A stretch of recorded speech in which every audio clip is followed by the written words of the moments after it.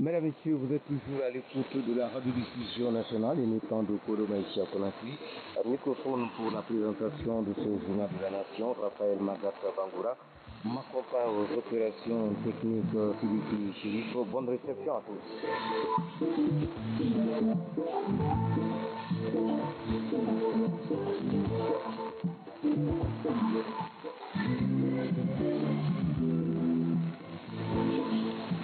Nous ouvrons ce journal sur ce décret par D numéro 2017 par PRGSGG portant nomination de haut cadre à l'Agence nationale de l'assainissement et de la salubrité publique.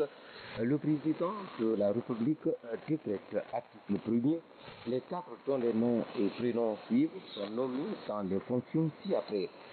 Directeur général de l'Agence nationale de l'assainissement et de la salubrité publique, Monsieur Sori Kamara, administrateur civil, précédemment directeur général adjoint du port autonome de Conakry. Directrice générale adjointe de l'Agence nationale de l'assainissement et de la salubrité publique, Madame Fatoumata Nembourou Diallo, administrateur civil, précédemment directrice nationale adjointe du Bureau de stratégie et de développement du ministère de l'administration du territoire et de la décentralisation. Article 2. Le présent décret qui va être à compter de sa date de signature sera enregistré et publié au journal officiel de la République Conakry le 12 janvier 2017, signé président professeur Alpha Condé, président de la République, chef de l'État. Votre image de l'actualité nationale, faciliter l'accès des élèves et étudiants du Guinée à l'Internet. C'est le but que vise le projet de création de 3 écoles cyber à Conakry. Ces cyber sont installés à l'université Gamal Abdel Nasser de Conakry, à l'ENAM, École nationale des arts et métiers, à Koléa et au lycée de Dr à La cérémonie d'inauguration a été présidée par le président de la République, professeur Alpha Condé, Abdul Karim. Ce geste se situe dans le cadre de l'initiative présidentielle pour la connexion des écoles à l'Internet. Ce projet touche 200 cyberespaces ici à Conakry, entièrement équipés. Chaque espace contient 26 ordinateurs. Cyberespace de l'université Gamal Abdel Nasser de Conakry, de l'ENAM, École nationale des arts et métiers, de l'école 2 octobre de Conakry, que le président de la République, Dr Alpha Condé, a inauguré mercredi. Le recteur de l'université Gamal Abdel Nasser, Dr Youssou Lantene Traoré, cet outil va transformer le système éducatif guinéen. Ces espaces couvrent l'ensemble des ordres d'enseignement de notre système éducatif, avec un maillage territoire national s'étendant de la capitale à l'ensemble des préfectures du pays. Ce sont 800 emplois directs, nouveaux, et aussi de nombreux emplois indirects à valeur ajoutée qui sont ainsi générés à travers cet important projet.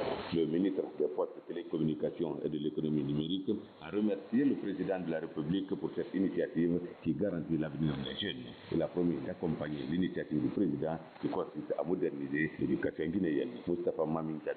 L'initiative présidentielle pour la connexion des écoles à l'Internet consiste à investir dans l'avenir, car la première richesse d'un pays, ce sont ses ressources humaines. Et la valorisation de ces ressources passe par l'encadrement et la formation. L'amélioration du système d'enseignement par l'introduction des technologies d'information et de la communication est un pari pour un avenir dynamique, performant, vers l'appropriation de l'économie du savoir. Ce geste est une réponse que le président de la République a donnée par rapport à la promesse tenue aux élèves. Un étudiant, une tablette. Professeur Alpha Condé. 2600 appareils. J'ai été accueilli par les étudiants qui demandaient président, tablette. Vous savez, quand les gens en France, ceux qui allaient jusqu'à 10 qui vont voir, tous les autres vont vouloir voir. Alors, c'est dans la situation où nous sommes.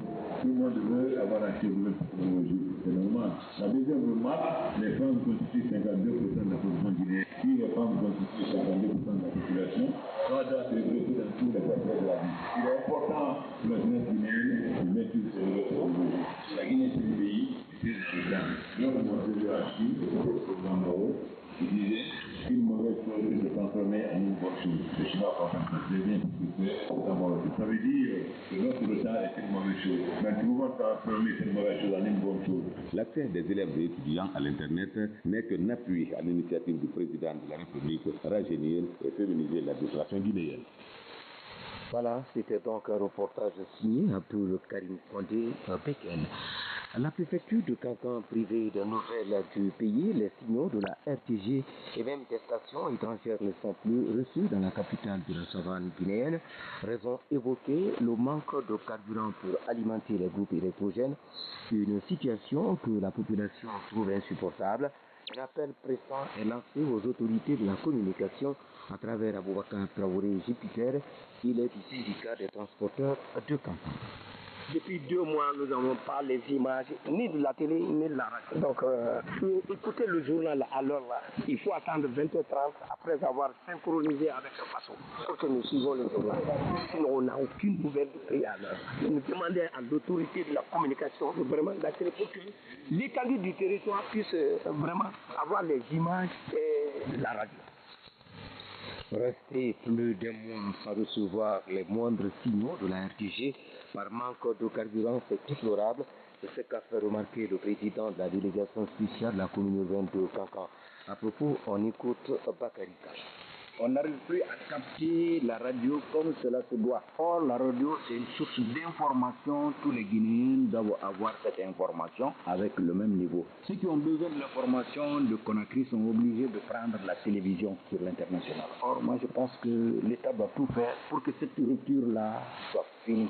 Ce n'est pas une première, une deuxième, ce n'est pas non plus une deuxième. La fois dernière, c'est l'antenne même qui était tombée en panne. Le représentant de la RTG est venu me voir. On s'est battu pour transporter, pour démonter, transporter l'antenne à Conakry qui a été réparée et envoyée. Cette fois-ci, pour une chose, très banal, le carburant manque. C'est inexplicable.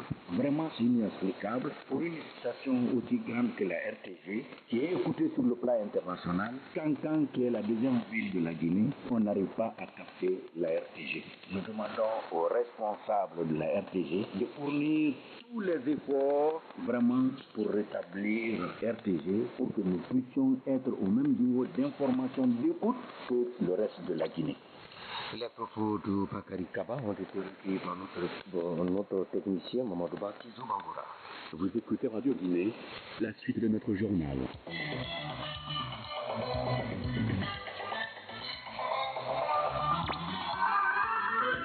Les travailleurs domestiques de Guinée pourront bénéficier de meilleures conditions de vie dès les prochains mois. C'est en tout cas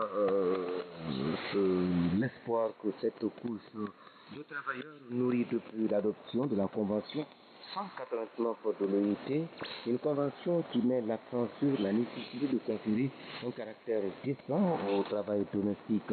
Mais qu'est-ce que le syndicat national des travailleurs de maison compte faire pour l'application de cette convention? La réponse avec sa secrétaire générale, Madame Asmaou Doukouri, sera notre invitée en fin de ce journal de la Nation. La Guinée célèbre demain vendredi la 14e journée